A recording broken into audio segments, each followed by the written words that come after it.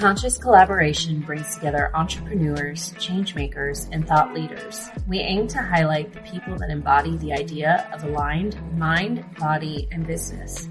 Each week, we share, discuss, and learn from the various experiences and ideas of our guest experts.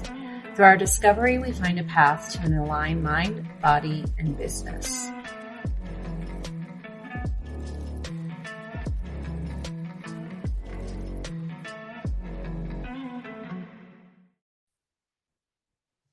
Hi, I'm Lisa. And I'm Emily. And together we make the Conscious Collaboration Podcast. You know what image just came into my mind was the emojis with the little tap dancers. Oh, yeah. I am goofy today. Maybe I'm having fever dreams. We could take this to the stage one day, like might be Conscious something. Collaboration on Broadway. Yeah, I think so. I mean, if you want to bring in like the music part and stuff. Yeah. So quick little side quest that just reminded me of. I was just having a conversation with somebody who was in the midst of watching Grey's Anatomy. And I commented how I used to love the show House, but then once I became a nurse, it just became really hard to watch any medical shows because I was like, do y'all not pay somebody who's in the industry to just come in, do a little consultation and just be like, actually, that would not look like that at all. That's fucking stupid, or, whatever. Yeah. It's just some ridiculous. Anyway. However, at one point, my old roommate, shout out to Michael and still current bestie for life, he was a big fan of Grey's Anatomy. He finally convinced me to sit down and watch an episode with him. This was years and years ago. Mm-hmm. Well, the episode that he turned out to have me watch was their random musical episode that they decided to do. And no shade to Grey's Anatomy fans, but it was dumb. It was so bad. There's no reason to do that show in a musical version. And Michael was like, I am so embarrassed. I was like, you should be. This is embarrassing. Well, I think that was during the era. Way better than the Grey's Anatomy musical. That was a really weird era of television where Glee was super popular. Yeah, Glee did musical. There was, but also in the 80s or 90s. About musical though. Yeah, but then remember there was Cop Rock, and I know Buffy the Vampire Slayer had a musical episode or two. A lot of now they've done a Mean Girls musical. Yeah. So what does that teach us about life? I don't really know, but maybe we'll come up with that for our future Broadway score. Yeah, I think it's at some point you just go a little bit musical, kind of like a high fever dream. Yes. Yeah. Very well. Well, now that we got that out of our system, it's not out. It could come back. We might bring it back through our reading. It might come back. Yeah. Let's see what happens. So we decided today to put my pretend card reader hat on and break out my Star Dragons Oracle deck and just see what happens. I like it. Take these bad boys for a spin. We're dragon fans. Here at the bottom, before I did anything, is number 10, which is the number of endings and new beginnings. And super cool graphic there. And it says transcendence, achieving success, which to me kind of, what do you call it? Piggybacks. I almost combined the word piggyback and segue transition, right? From our last episode. Mm-hmm. You know what I'm trying to say. All right. So let's do this. All right. I forgot how to shuffle cards. It's been so long. You're so much better at shuffling than I am. No, I'm not. I'll never be as good as. It's a farce. I'm like the Wizard of Oz. As long you don't have to be a good shuffler though, as long as you can No, but find man, it sure does add some fun show points. it does. You know, Some the of people it's who really like "Tut, tut, tut, tut, tut, tut," and then yeah. they just Some pop people out. are very aggressive with it. Yeah. Or they're just slick. I want to be a slick shuffler, Yeah. but gotta get a card to come out. It's been a while, huh? It's been a Yeah, while it's since been a you've while. It's been a gotten while. this deck Well, out. I think I used this deck once for an episode a while back. So let's see what she's got for us. Not necessarily a specific question, but what do the dragons have to say about the current energy and just what the people need to know? Yeah. Oh, oh, maybe it's nothing. Maybe it's absolutely nothing. Okay, we're gonna. Fascinated. Oh, okay. Oh, okay. That's a strong image. All right. What we have gotten, number 27. So that adds up to a 9. Yes. And it's called Culmination, Completion, and Renewal. So we saw that Ooh. Transcendence card on the bottom of the deck before I did anything, which speaks to ends and beginnings with the number 10. And so this is a number 9, and we're approaching that Mm. beginning and end. And the image,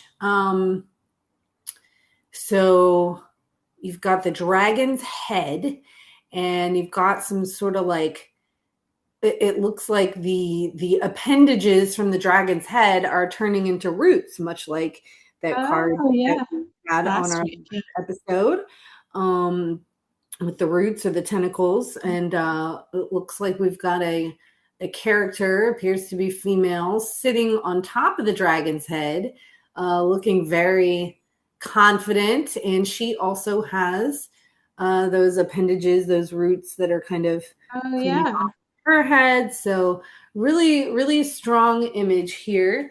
And there's some pretty literal things that we can garner from this before we take it to the book. I mean, these really look like roots, even Yeah. the coloring and the design. So, at the end of last week's episode, we were talking about, I just noticed something. At the end of the last episode, we were talking about, like having those firm roots Mhm. place to be able to tap into the parasympathetic nervous system and keep that calm, relaxed aura. And what I just noticed, if you look really, really close at the dragon's forehead, there's like it's a constellation. It's one of the dippers, Yeah. right, with Orion's belt as the Yeah. handle to the dipper and the 3 stars. So I'm not really sure what that connection is, but let's You see. know, Let's see what the book says. like from a feng shui perspective, Mm-hmm. if we reflect back, 2024 was the year of the wood dragon. And Oh. so it kind of makes me feel like this, you mentioned transcendence, Mm-hmm. and then that like image right there, that is like you transcended something that might have started in a cycle in 2024. Oh. And now you're like a champion of it. And the wood energy, which aligns with the season of spring and growth. But it looks like that, woman demon queen of wood or fairy or whatever she is. She's Yeah. not only interacting with that dragon, she's driving it. Yeah. And so I'm looking at this, and they're all connected to a constellation, all of these cards. So It's ooh. beautiful. Oh, okay. So the bottom of the deck, without again going on too much of a side quest, but the bottom of the deck, super cool. Another woman on a dragon. She's facing Her body is facing the opposite direction, but her head is turned towards us. Oh, yeah. And these women on dragons, I'm really vibing with their confidence. So and that one, just as a side note, is number 12, the self gathering your power. So maybe that's what we've been working on for the last couple of years. But let's go back to our main card, our main energy to understand for the day. Again, that number 27, culmination, completion, and renewal. The constellation is Ursa Minor, the lesser bear. Okay, so the Little Dipper, I guess, right? Star is Polaris Alpha Ursae Minoris. Not super familiar with that. Wisdom of the Herald. It is done. Indulge in a job well done and great battle won as you restore and renew yourself. We used those words in the last episode. Yeah. Restore and renew yourself for your next bold move. You have completed a great task. You have conquered. You saw all there was to see, and now it is time to sit back and be restored. Renew and heal, rest up, lounge back and regroup. Kudos on a job well done. And she does. She has that look like, I did my thing. I did my thing. She's literally like sitting back and enjoying a job well done. The next section is called Wisdom of the Dragon. It has all led up to this point, and now comes the time for you to truly hone your power and own it. You are the full culmination of who you were meant to be. Face the world head on as you stand firm in your identity. You have gathered what was needed and sit poised and ready at the maximum level of proficiency and strength. Feel your power. Wow. Yeah. This little section is Star Dragon Invocation. And it says, congratulate yourself on a job well done and seek renewal. You have done so much. Give yourself credit and take a moment to truly feel all that incredible energy of your accomplishments that have all culminated to this point to bring you to be who you are today. Celebrate as you indulge coming into your own. You've come a long way. I do. I think this is a nice segue from our previous episode where we're talking about fertilizing and kind of coming out of into that energy. I like it. We've said that a few times. It's like sometimes we don't even notice when we've accomplished something in that grind culture. To the future too much, and failing to pause and restore and reflect on what we've already done.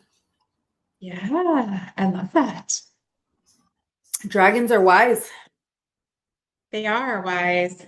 Mm-hmm. Curious about the stars and the constellations too, that these, the cards integrate. That's kind of neat. Well, these are the Star Dragon Oracle cards. So yeah, that's and it looks like, nope, they're not all women, but a lot of these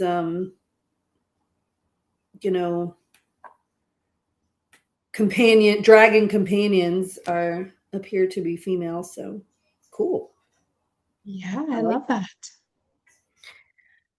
I don't have too much to add as far as that energy goes. I think if we look at what came up on the bottom of the deck this time, the self and gathering your power, I think this just speaks to that idea that with every cycle that ends, a new cycle begins, right? Like, yes, this is a completion and renewal, but that doesn't mean that we never have to do anything again, right? It just you move up to the next level and it's another cycle. So I think that coming back to the self and gathering your power again speaks to that transition into the next cycle.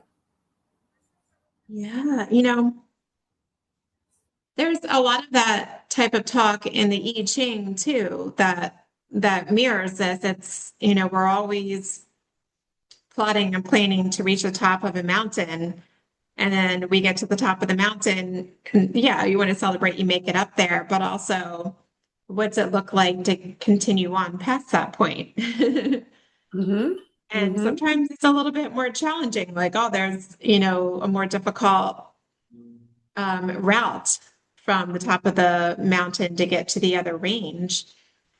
So we've been talking a lot about grind culture and being able to navigate and survive and thrive in a world that is still really, well, in the Western world, we're still really ingrained in doing more and more and faster.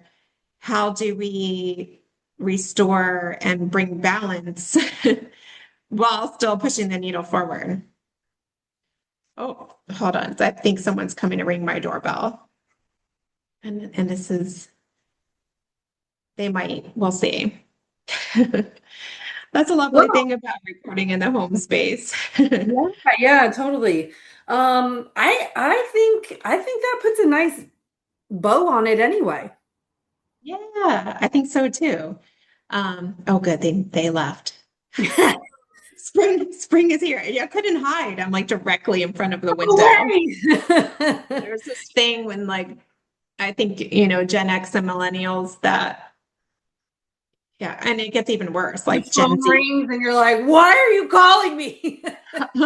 There's no people here ever. Like, don't even ever think about that. Yeah, there's nowhere to hide. Hmm. Yes, I think that puts a bow on our energy check-in really well. And it's a good reminder that while we're celebrating our accomplishments, and it's a good thing to do to celebrate our accomplishments, we also need to be actively planning our next steps. Embrace the cyclical nature of life. Use, these cards and these energy checks to put it into a context. Yes. As Steve says, in pretty little pictures that us humans like to look at to understand. But yeah, I think as long as we embrace the change and the cyclical nature of things, and embrace the need to sometimes push forward and use all our power and all our might, and sometimes pull back and restore and recover, and find that rhythm, that natural rhythm that life brings us on, I think we're gonna keep on crushing it and keep on thriving, even amidst the chaos of the world around us and all the shit that we can't. At the Conscious Collaboration Podcast, we are proud affiliates of Atapa medical-grade red light therapy devices. Red light therapy boasts a long list of clinically proven benefits, many that I and many of my clients have experienced firsthand. You can be sure that you'll be able to train harder, recover faster, and sleep better with Atapa red light therapy. Visit myatapa.com, myatapa.com, or use the link in our Instagram bio to shop with the code COLLAB15, that's COLLAB 15, for a discount on your device. Control. Well said. I love it. Mm-hmm. Well, if this resonated with you, you can join us inside of the Conscious Collaboration Collective, our close and private Facebook group. You can hang out there when you're hiding from people knocking on your door. Yeah. We won't say she's not home, or he. We hope to see you inside there. And if you're interested in joining us on air as a guest to share your mission or an idea that you have or a system you've created to help make our lives easier, we would love to talk to you. And if you're already in our inbox, we'll be reaching out to you soon. Mm-hmm. All right, guys. Talk to you in 5. Bye, guys. Talk to you in 5.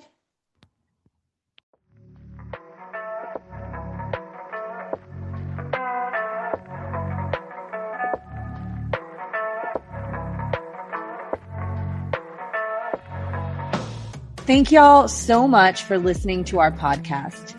If you haven't yet, please be sure to subscribe, rate, review, and share with all your friends so they can join our circle of collaboration on this journey. You can find us on Instagram at Conscious Collaboration Podcast, on Spotify, iTunes, and Audible, to name a few. Please join us next time for another deep dive into how you can live life in more alignment, mind, body, and business. Send us your questions and comments in our DMs or email us at consciouscollaborationpodcast@gmail.com. See you in 5 minutes.